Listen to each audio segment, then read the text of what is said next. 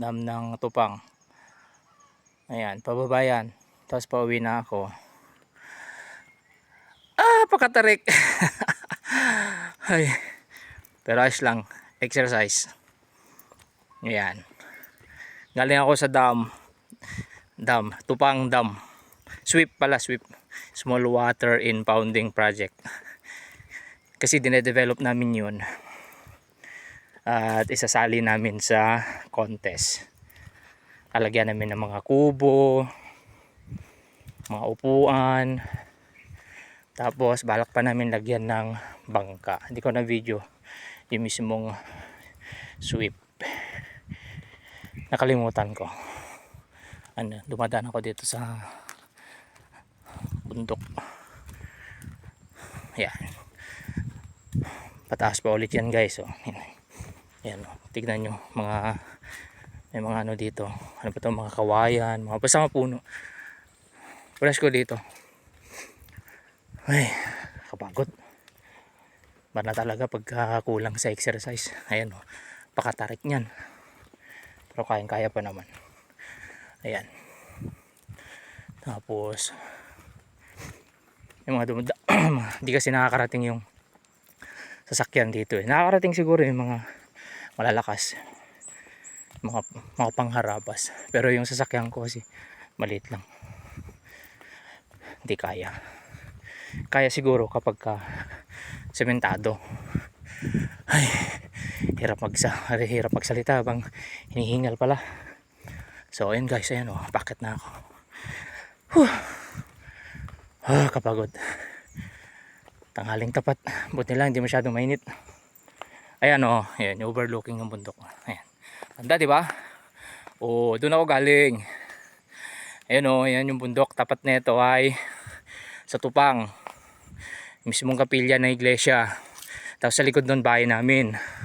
So kapag may shortcut pala doon, papunta doon, ay may shortcut na daan, doon na lang pala dapat ako dumaan pero wala eh.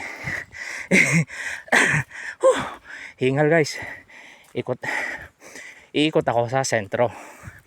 Ayan yan pataas ang pataas. Ayan ninyo, ayan yung bundok, sentro Alcal, sentro Alcal, pagitan ng sentro norte at saka sentro sur. Sabi nila yung dam daw doon na pinuntahan ko ay yung dinedevelop namin, bale dalawa daw yung may-ari, sentro sur at saka saka Tupang. Ayun, sasabihan, hindi ko alam mo ano yung ibon yata yun. Rinig nyo yun. Ayun, ayun ang taas. Hingal, rinig yung hingal ko.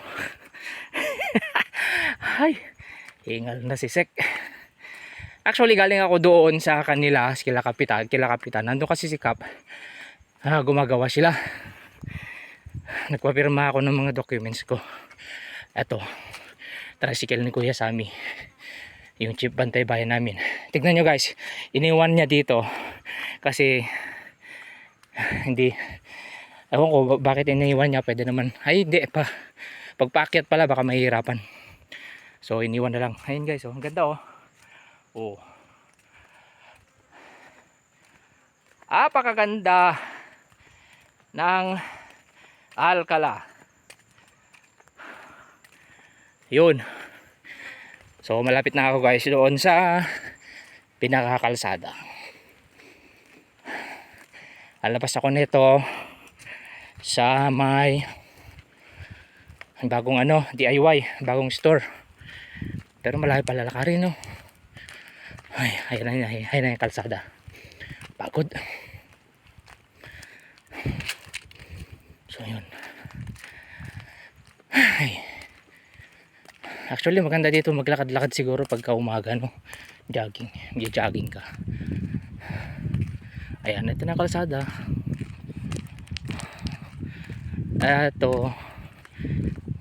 Eto pa ganyan, papunta na yatang Masin ito. Hindi ko sure, hindi pa ako nakarating dyan. Kasi ito naman pabalik na doon sa highway.